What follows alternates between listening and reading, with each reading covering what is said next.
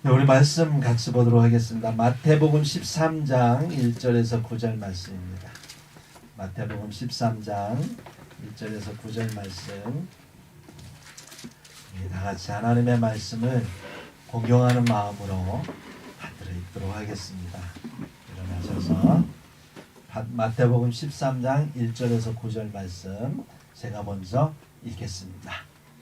그날 예수께서 집에서 나가사 바닷가에 앉으심에 큰 무리가 배 위로 몰려오거늘 예수께서 배에 올라가 앉으시고 온 무리는 해변에 서 있더니 예수께서 비유로 여러 가지를 그들에게 말씀하여 이르시되 씨를 뿌리는 자가 뿌리러 나가서 뿌릴 새 더러는 길가에 떨어지매 새들이 와서 먹어버렸고 더러는 흙이 얕은 돌밭에 떨어지매 흙이 깊지 아니하므로 곧 싹이 나오나 해가 돋은 후에 타서 뿌리가 없으므로 말랐고 더러는 가시떨기 위에 떨어지매 가시가 자라서 기운을 막았고 더러는 좋은 땅에 떨어지매 어떤 것은 100배 어떤 것은 60배 어떤 것은 30배의 결실을 하였으리라. 함께 있습니다. 귀 있는 자는 들으리라 하시니라. 아멘. 네, 다 같이 앉으시고요. 오늘 말씀의 제목은 주님이 원하시는 마음이라는 제목을 가지고 함께 말씀을 나누려고 합니다. 말씀 핵심 구절 8절 9절 한번 다시 읽어볼까요? 시작. 더러는 좋은 땅에 떨어지매 어떤 것은 100배 어떤 것은 60배 어떤 것은 30배의 결실을 하였느니라. 귀 있는 자는 들으라 하시니라. 아멘. 제가 말씀드린 것 같은데 고등학교 제가 다닐 때 국사 시간이었습니다. 국사 선생님이 참 똑똑하신 분이셨어요. 굉장히 참 좋으신 분이었는데 근데 어느 날 갑자기 그분이 국사 시간에 오셔가지고 이런 말씀하셨습니다. 예수 믿는 사람 손들어. 예수 믿는 사람 손들어. 그래서 제가 이렇게 들었죠. 그 당시만 해도 예수 믿는 아이들이 많았어요. 한 반에 많은 반은 한 3분의 1 이상 예수 믿기도 하고 어떤 데서 4분의 1 정도. 그때는 한 반에 막 6, 70명 됐거든요.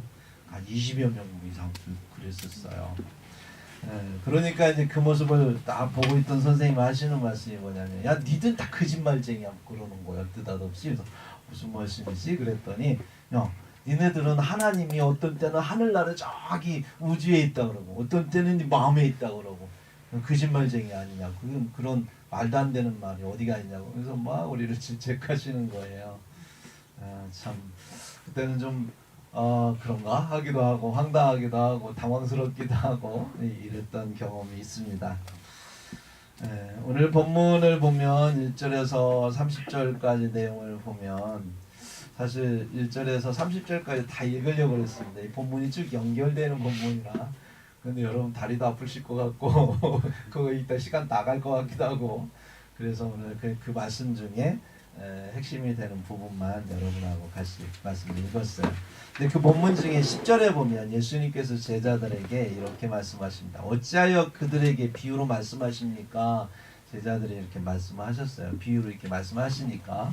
근데 11절에 이렇게 말씀하십니다. 예수님이 천국의 비밀을 아는 것이 너희에게는 허락되었으나 그들에게는 아니 되었나니 그러므로 내가 그들에게 비유로 말하는 것은 그들이 보아도 보지 못하며 들어도 듣지 못하며 깨닫지 못함이니라. 이런 말씀하세요. 그러니까 우리 국사 선생님은 아무리 말씀을 들어도 잘 모르는 거죠.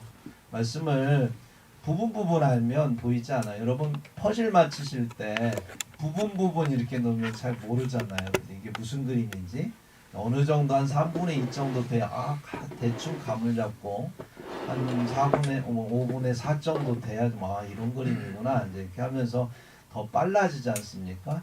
그런 것처럼 하나님의 말씀은 전체적으로 알고 깊이 알 때 이런 말씀이구나 알죠. 조각조각 조금씩 들어가지고 모르는 거예요. 근데 그렇게 듣고 와가지고 본인이 이해가 안 간다고 학생들을 다그치면서 뭐라고 하는 그 모습을 보니까 참 안타깝더라고요. 주님께서 말씀하셨어요. 주님 비유로 말씀하신 이유, 무리들에게 비유로 말씀을 하셨습니다. 그랬더니 그 비유로 말씀하신 이유는 뭐냐면 그들이 보아도 보지 못하며 들어도 듣지 못하며 깨닫지 못하게 하기 위해서다 이렇게 말씀했어요. 15절에 보니까 이사야 말씀을 가지고 이렇게 인용을 했습니다. 15절 보시면 이 백성들의 마음이 완악하여져서 그 귀는 듣기에 둔하고 눈은 감았으니 이는 눈으로 보고 귀로 듣고 마음으로 깨달아 돌이켜 내게 고침을 받을까 두려워함이라 하였느니라. 이렇게 말씀하세요. 백성들의 마음이 완악해져서 예수님이 메시아이심을 깨닫는 것을 두려워한답니다. 예수님은요, 지금까지 메시아, 당신이 메시아라는 것을 보여주기 위해서 숱한 말씀들을 하시고, 그 말씀만으로, 저처럼 이렇게 말씀만으로 끝나는 게 아니고, 그 말씀의 능력을 보여주셨어요. 표적이죠, 표적. 그러니까. 예. 그래서 이것을 통해서 당신께서 메시아라고 하는 사실을 알리시려고, 깨닫게 하시려고 부단히 노력하셨는데, 사람들은 거기에 오히려 귀를 닫고 눈으로 보지 않으려고 하는 거예요. 그러니까 나타나는 현상은 뭐지만 영적인 눈을 뜨려고 하지 않습니다. 영적인 귀를 열려고 하지 않는다는 겁니다. 오히려 그것을 두려워한다는 거예요. 왜 그럴까요? 예수님은 인정해야 된다. 보면 인정할 수밖에 없어요. 여러분 많은 기적들 좀 지난번에 설교한 말씀드렸지만 앞에 쭉 읽어보시면 죽었다 살아났다, 죽었다가 살아나게 되는 그런 일은 아무나 못하죠. 예. 자연을 하나님께서 움직이시는 거예요. 아무나 못하죠. 귀신을 내쫓는 거예요. 아무나 못하죠. 죄를 사하는 일 더군다나 아무나 못하죠. 이 모든 것은 메시아라고 하는 것을, 당신이 메시아라고 하는 것을 보여준 증거란 말이에요. 그걸 보려고 하면 얼마든지 볼 수 있고, 들으려고 얼마든지 들을 수 있고, 깨달으려고 맘만 먹으면 깨달을 수 있어요. 그런데 그러려고 노력하지 않는다는 것, 그렇게 하는 것 자체를 굉장히 두려워하고 있다라고 하는, 오히려. 왜 그럴까요? 그 사람들의 모습이 어쩌면 그 예수님을 메시아로 인정하는 걸 회피하고 있는, 인정하지 않으려고 하고 또 깨달아 아는 것 자체를 두려워하는 이유가 뭐냐면 책임져야 하니까요.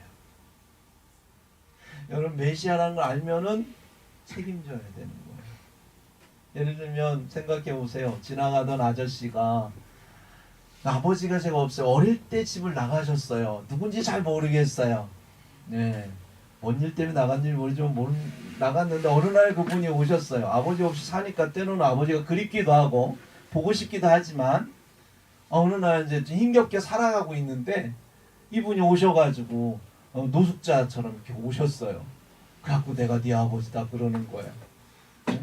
그러면서 아니 어떻게 아버지 어떻게 합니까 그랬더니 과거에 잘 기억은 안 나지만 사진 속에서는 봤던 그런 모습들을 얘기를 해주는 거예요. 예, 내가 너 그때 그 공원 안에서 놀러 가갖고 했잖아. 그때 여기서 사진 찍었잖아.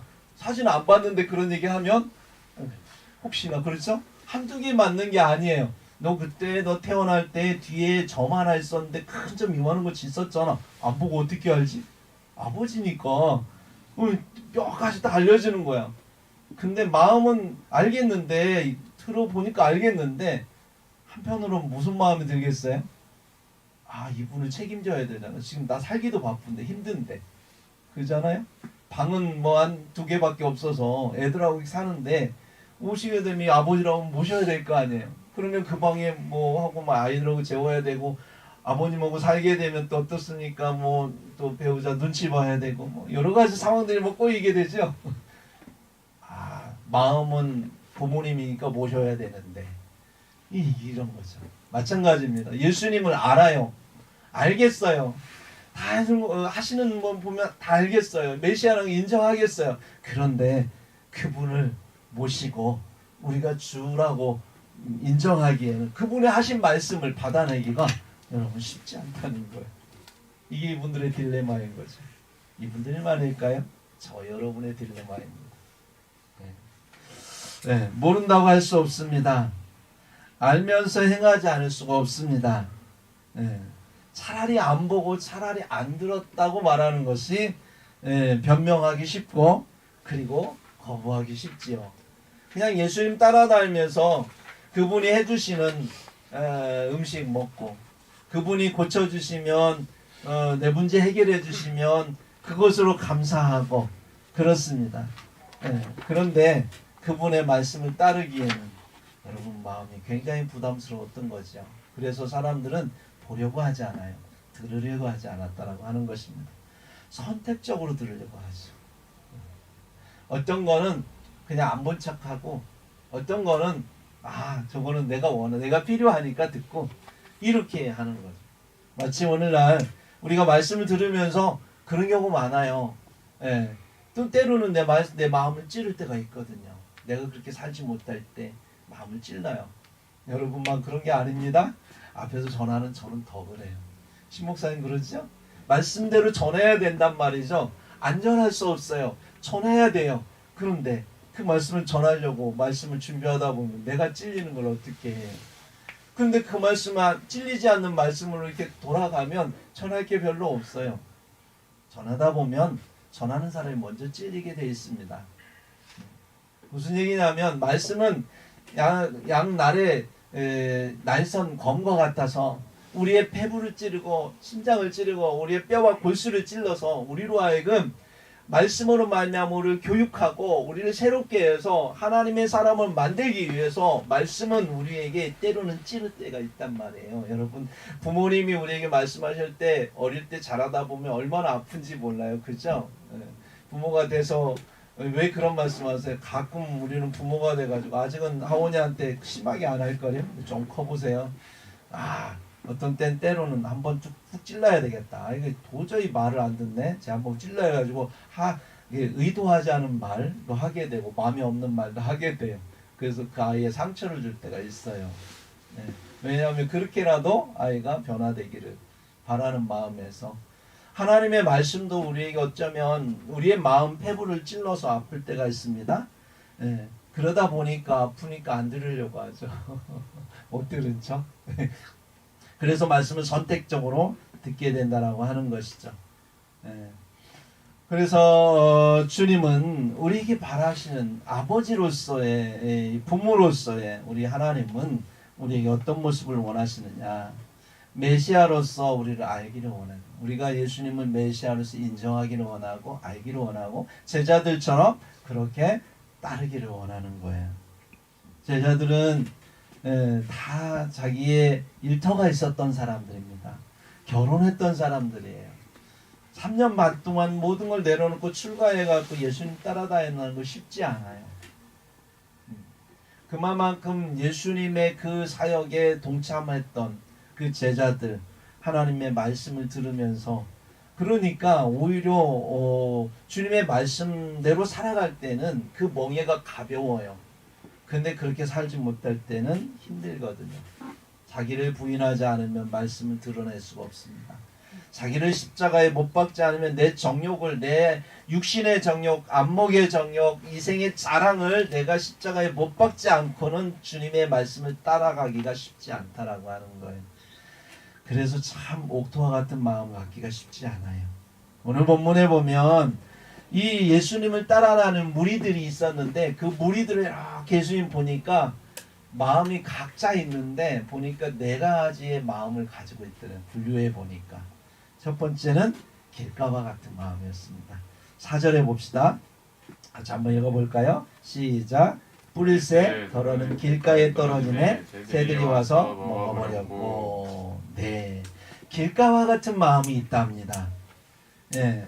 길가와 같은 마음에 있는데 이 부분에 대해서 주님이 해석한 말씀이 있어요. 못 알아듣는 것 같으니까 제자들에게 해석을 해줍니다. 19절 같이 한번 읽어봅시다. 시작.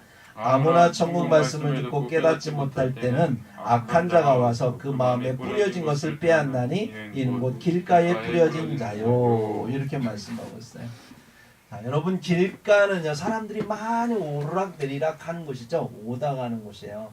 그러니까 길가에는 굉장히 마음이 굳어져 있죠. 길이 굳어져 있단 말이에요. 씨가 떨어지면 씨가 잘 이렇게 속으로 들어가지 않아요. 땅속으로 들어가지 않아요. 그냥 길바닥에 떨어지면 튕기죠. 튕겨. 말씀에 씨가 떨어지면 튕긴단 말이에요. 이게 팍 들어가고 새들이 못 봐야 되는데 쑥 들어가지 않고 튕기니까 길가에 그대로 있으니까 날아가던 새들이 와서 먹는 거죠. 네, 그렇다라고 하는 겁니다. 그러니까 말씀을 들어도 말씀이 튕기는 거예요. 귀에 안 앵깁니다. 여기까지 왔다고 떨어지는 거예요. 여기까지 왔다. 들어가지 않아요. 떨어지는 거죠. 그렇게 있을 때에 사탄에 의해서 말씀이 사라진다는 거예요. 사탄 다 먹어버린다는 거예요. 여러분 설교 시간에 우리가 말씀을 들어도 참 말씀이 안 들리는 경우가 많습니다. 어떤 때는 집중도 안 되는 경우도 많고 딴 생각 들 때도 많고 지루하고 졸릴 때도 많아요. 저 곧 대학 1학년 때 했던가요? 한참 이제 신앙의 갈등기가 살짝 있었죠. 그때 정말 하나님 살아 계신가? 내가 신앙생활 안 해도 살 수 있지 않을까? 뭐 이런 생각 다 좀 한 적이 있어요.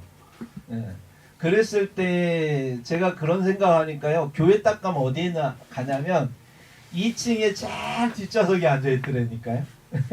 그 희한하죠? 앞에 가기가 싫은 거예요. 딱 뒷좌석에 앉아가지고 그 다음 나타나는 현상이 있습니다. 죄송합니다. 졸려요 이렇게. 설교 시작 졸려요. 자 이제 그리고 이제 끝나면은 와 이상하게 또 깨요. 그 말씀이 그렇게 달아요. 집에서 그 저기 한 거보다 아주 잠을 아주 잘 오게 만들고 푹 자고 일어나는 그런 모습이 제 모습을 봤어요. 근데 이 본문에 보면 피곤해서도 그럴 수 있어요. 육체적으로 피곤해서.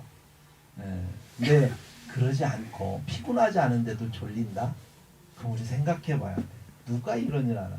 주님께서는 오늘 뭐라고 말씀하셨냐면 새들이 와서 먹는데 새들은 뭐라고 그랬냐면 19절에 보니까 악한 자가 와서 그 마음에 뿌려진 것을 빼앗다라고 얘기하니까 악한 자는 사탄을 의미합니다. 사탄의 쫄개들을 의미합니다.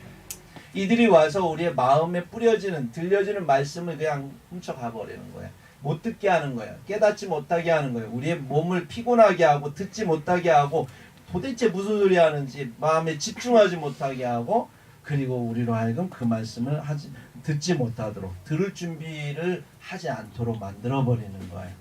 여러분 우리가 예배할 때 찬양하는 이유 여러분들 찬양 열심히 하는 이유가 뭐냐면 찬양은 우리의 마음을 막 기경하는 역할을 해요.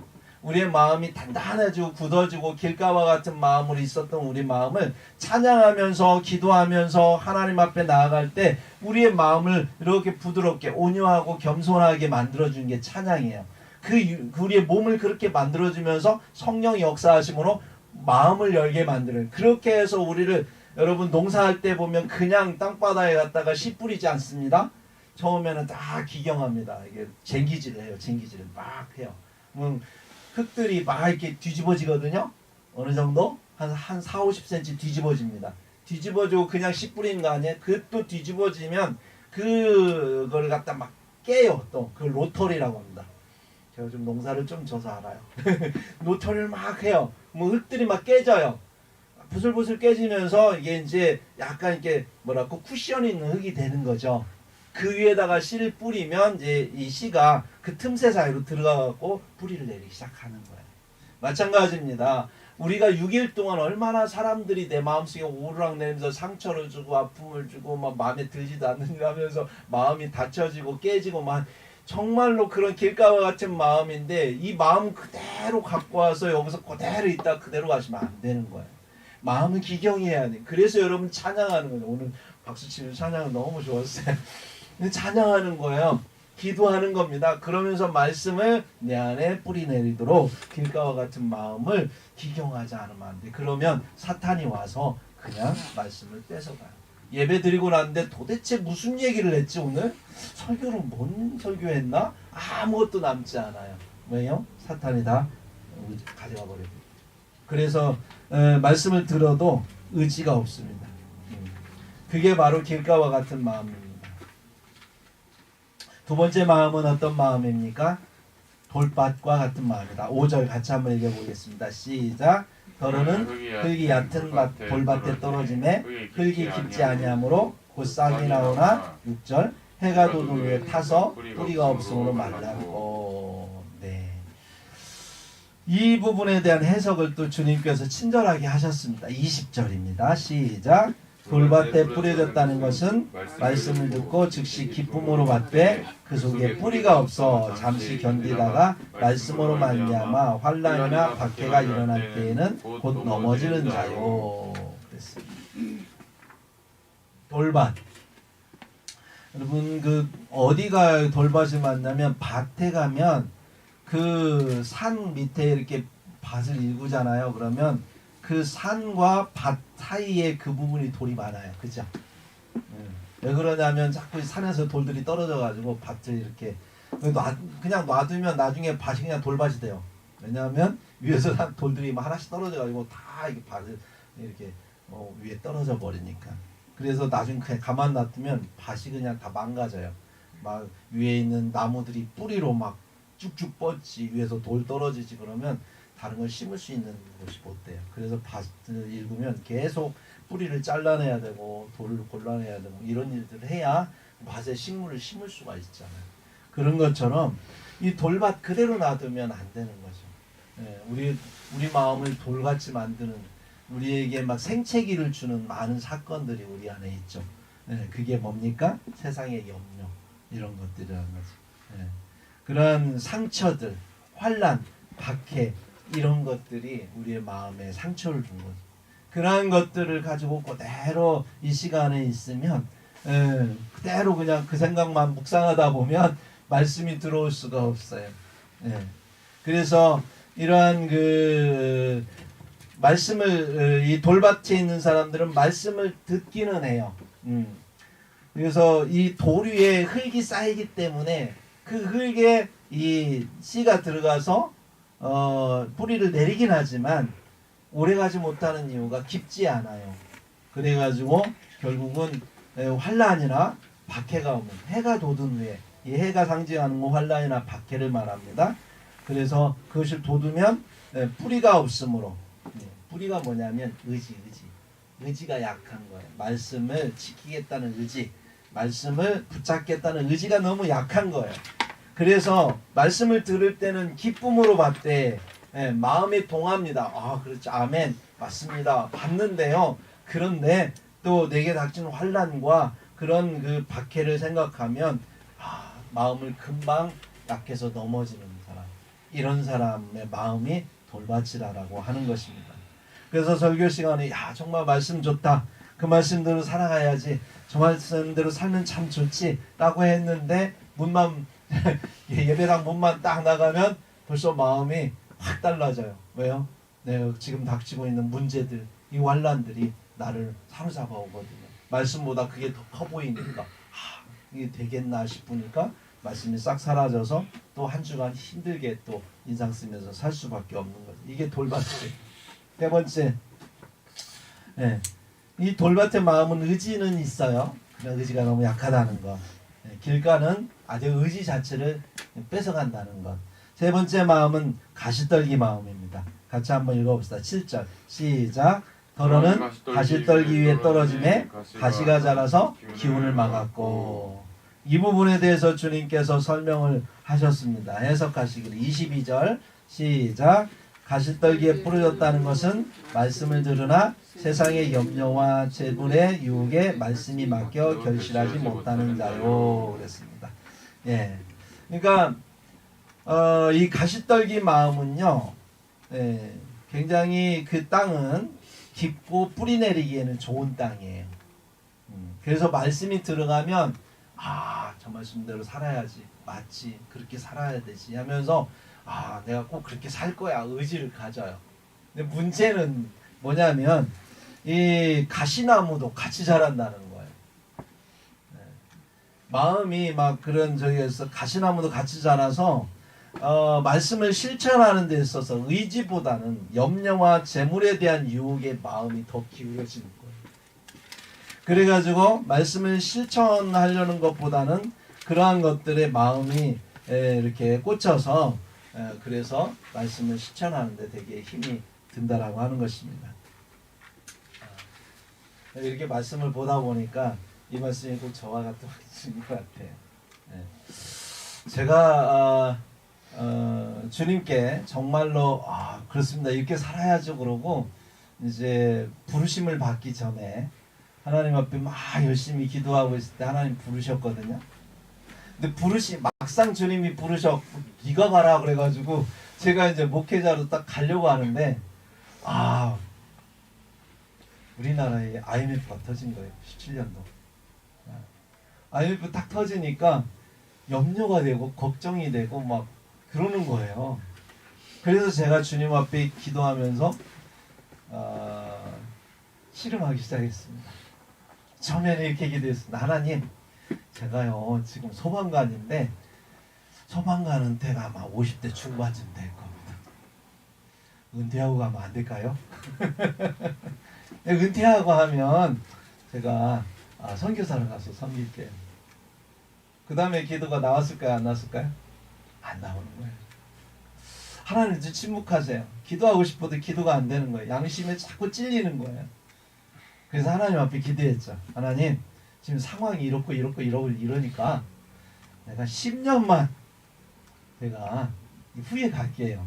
그랬어요. 왜냐하면 30대 초반이 되니까 장가도 가야 되겠고 나라가 뒤집어져가지고 우리 집안이 뭐 빵빵하면 좀 뭐 미뤄지기도 하겠는데 혼자 살아야 되니까 이게 아무리 생각해도 답이 없는 거예요. 그래서 하나님, 제가 10년 후에 아내 결혼하고 아내 설득해서 어느 정도 가정이 안정되면 같이 가겠습니다. 이렇게 얘기를 했지. 그랬는데도 안 되는 거예요. 하나님 5년만. 그러다가 5년만 씨름하다가 어느 날 하나님이 다리 몽둥이를 딱 부러뜨려 주셨습니다. 그래서 알았습니다. 갈게요. 그러고 왔는데 오늘 본문을 보면서 그렇습니다. 그렇습니다. 하나님 주의 말씀대로 살아야 되겠습니다. 맞습니다. 아멘. 하겠습니다. 그래야 되겠습니다. 하겠습니다. 그런데요. 힘들어요. 상황이 이래서 내가 좀 돈 좀 벌고요. 내가 좀 뭔가 이뤄보고요. 내가 좀 먼저 갖고요. 뭔가 할 수 있는 능력이 되어야 내가 주의 일도 할 수 있는 거 아니에요? 주님, 좀 내가 돈 좀 벌어서 좀 이렇게 좀 한 1,000만 원 정도 교회 헌금할 정도 돼야 내가 또 주의를 열심히 할 수 있지 않을까요? 좀 어느 정도 내가 좀 세상 일이 바쁘니까 좀 시간에 좀 여유가 좀 생겼을 때 해야 되지 않겠어요? 이렇게 말하는 거죠. 이게 바로 무슨 마음이에요? 가시떨기 같은 마음. 저만 그럽니까? 여러분 안 그런가요? 네. 우리는 그런 마음을 갖고 살아갑니다. 세상의 유혹과 그리고 많은 그런 환난과 어려움들이 우리로 하여금 말씀을 못 받도록 우리의 마음을 굳어지게 만들어요. 그래서 우리로 하여금 자꾸 핑계대게 하고 변명하게 하고 회피하게 하고 도망가게 하고 안 들은 것처럼 안 본 것처럼. 왜냐하면 그 말씀을 들으면 힘드니까요.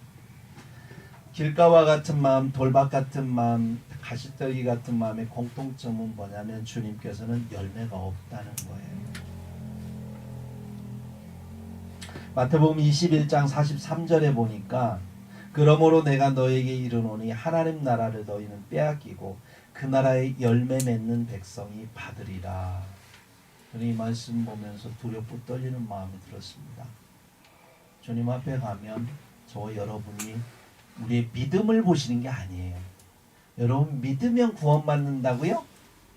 맞는 것 같은데 반절은 맞고 반절은 틀려요. 왜 그런지 아세요? 믿으면 구원받는 건 맞아요. 근데 그 믿음은 반드시 열매를 맺는다는 거예요. 열매를 맺어짐으로 증명된 믿음이 구원받는 거지, 열매로 맺어지지 않은 관념적이고 상상하는 추상적인 믿음은 구원이 아니라는 거예요. 그건 죽은 믿음이라고 분명히 야고보는 얘기하고 있거든요. 열매 맺는 믿음이라는 거예요. 근데 그 열매 맺는 믿음은 어떤 마음의 밭을 가진 사람이 열매를 맺느냐? 좋은 땅을 가진 사람이다. 좋은 마음. 그 좋은 마음이 뭐냐? 예수님은 나는 온유하고 겸손하니 너는 내게로 와서 배우라. 예수님의 마음을 품는 겁니다. 온유하고 겸손한 마음을 품는 겁니다. 그게 바로 좋은 땅의 마음. 예수님은 하나님의 말씀이 있는 그대로 받아들였고 그렇게 살아내셨습니다. 그래서 그분은 죽으셨지만 부활하실 수 있었던 거예요. 모든 만물의 뛰어난 이름을 그분이 받을 수 있었던 거예요. 모든 사람들이 주를 메시아고 하나님의 아들이라고 인정할 수 있었던 거예요. 하나님이 영원히 그에게 모든 만물 위에 뛰어난 이름을 주실 수 있었던 이유는 그가 온유하고 겸손하게 하나님의 말씀을 받았고 그렇게 살아냈고 그렇게 열매를 맺었기 때문에 그는 우리의 첫 열매가 되어서 하나님 앞에 드림바 되었거든요. 우리에게 그 길을 따라오라고 하시는 거예요. 그래서 우리가 말씀을 따라가는 그런 삶을 살아야 되는 것이죠. 좋은 땅의 마음을 가진 사람들 23절에 보니까 좋은 땅에 뿌려졌다는 것을 같이 한번 읽어봅시다. 23절 시작. 좋은 땅에 뿌려졌다는 것은 말씀을 듣고 깨닫는 자니 결실하여 어떤 것은 100배, 어떤 것은 60배, 어떤 것은 30배가 되느니라 하시더라. 아멘. 예, 좋은 땅의 마음은 깨달음을 가진 사람의 마음이다라고 말하고 있습니다. 깨달음은 듣고 이해하고 기쁨으로 받는 정도에서 멈추는 그런 알물 깨달음이라고 주님은 말씀하지 않아요. 아, 그렇게 살아야 되겠구나. 그렇게 살아야지. 그게 사는 길이지라고 여기고 말씀을 삶으로 살아내겠다는 굳은 의지가 담긴 경험적 알물 깨달음이라고 말하는 거예요. 그냥 그렇고 끝나는 게 아니고 예, 그래서 우리가 지식이라고 하는 건 완전한 지식은 경험되어진 지식입니다. 제가 주제넘게 정말 연애도 못하는 제가 연애 박사였어요 한때. 그래서 대학 다닐 때 후배들이나 동기들이 와서 무슨 문제만 연애하면서 문제가 생기면 저한테 와서 물어봤어요. 어떻게 해야 되냐 이런 때는. 되게 웃긴 게 지금 와서 생각해 보면 얼마나 제가 교만했던지요. 알지도 못하는 게 아는 척 얼마나 했는지 모르겠어요. 결혼해서 보니까 제가 말한 게 반절밖에 안 되더라고요. 책 읽고 뭐 혼자 생각하고 이렇게 되면 되지 않을까? 근데 막상 해보니까 이것도 아는 게 너무 많은 거예요. 네. 이 세상에 하나님 우리에게 삶을 허락하신 이유는 뭐냐면 말씀으로 살아낼 때 삶으로 살아낼 때 우리는 말씀의 가치를 알고 의미를 알고 그 깊이를 알고 우리는 정말 말씀의 그러한 존재를 아는 거예요. 그렇게 알라고. 그래야 우리가 하나님 나라에 가서 하나님의 뜻대로 살아낼 수가 있는 거예요. 안 그러면 사탄처럼 하나님 앞에서 죄를 질 수 있어요. 사탄이 천국의 창조가 됐지 않습니까? 왜 사탄이 그들이 하나님을 배격할 수밖에 없었냐면 하나님은 사랑이 아니신 것 같아요. 맨날 당신만 찬양하라는 거예요. 예? 그 막 성가대 막 하면서 맨날 하나님 찬양해요. 자기도 찬양받고 싶은데 막 이러고 있다. 하나님 사랑이랑 하나님 사랑일까 아닐까? 긴가 아닌가? 이러다가 그냥 자기 쫄개들 데리고 3분의 2의 그런 천사 쫄개들 데리고 타락해서 나온 게 사탄이거든요.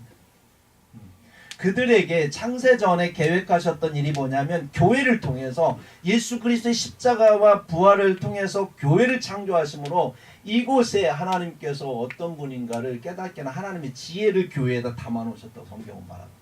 그래서 하늘에 있는 이들에게 그것을 깨닫게 하기 위하면 그것을 가르쳐주고 보여주기 위하면 성경에 분명히 얘기하고 있어요. 그러니까 사탄은 말할 수 없는 거. 하나님이 사랑이시죠? 진짜로요? 정말 하나님 사랑이십니까?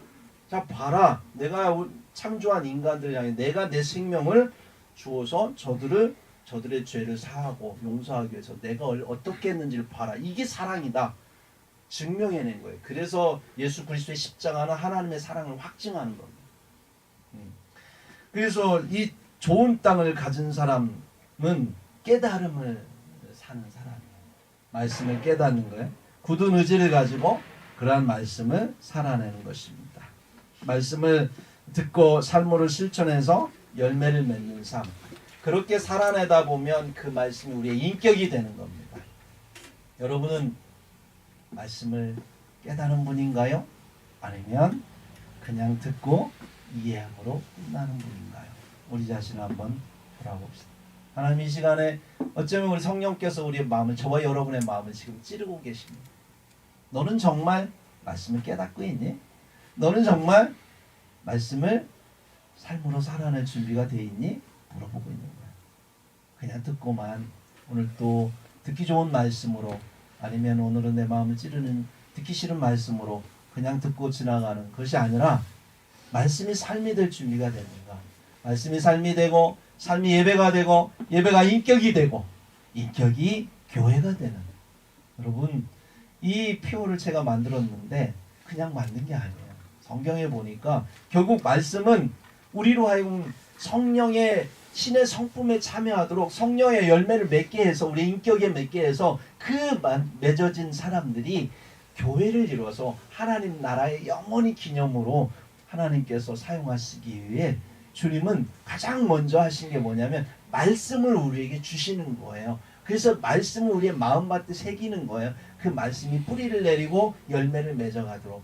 그래서 우리의 삶의 목적은 우리의 인격이 예수 그리스도를 닮아가는 게 우리의 삶의 인격의 목적인 거야.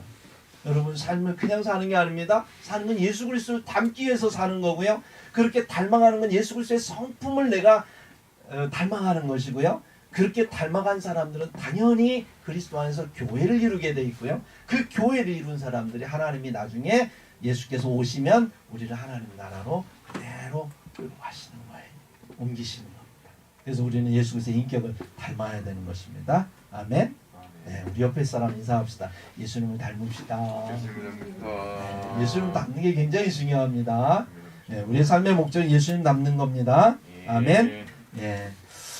우리가 착각하지 말아야 될 게 있습니다. 열매를 맺는 것은 내가 맺는다고 생각하시면 절대 안 됩니다. 열매는요, 내가 맺는 게 아니에요. 오늘 본문에 보면 열매는 땅이 맺는 게 아니고 씨가 맺는 거예요. 그렇죠? 땅이 맺는 게 아니라 씨가 맺는 겁니다. 땅은 그저 그 씨에게 그 공간을 내어주는 것밖에 없어요. 어떤 공간? 아주 부드럽고 아주 이렇게 좋은 공간을 내주고 거기에 양분을 의지의 양분 또는 우리의 정서의 양분 이런 어떤 지식의 양분 지정의 그런 그 흙의 양분을 넣어줄 때 말씀의 씨가 자라나서 그래서 열매를 맺는 거죠. 무슨 얘기인지 아시겠어요? 말씀의 씨는 결국 성령께서 말씀으로 역사하셔서 우리 마음 가운데 동화돼서 우리의 지정의로 움직이시고 그렇게 해서 우리가 예수 그리스도를 닮아감으로 인해서 우리의 삶에 사랑과 희락과 화평과 오래 참음과 자비와 양성과 충성과 온유와 절제의 열매를 맺게 하심으로 우리가 30배, 60배, 100배 여기 성경에 보면 100배, 60배, 30배로 나와 있죠. 저도 100배 예. 아니면 60배 정말 안 맺어도 30배는 맺는다. 주님이 말씀하시는 거예요. 말씀은 살아있고요.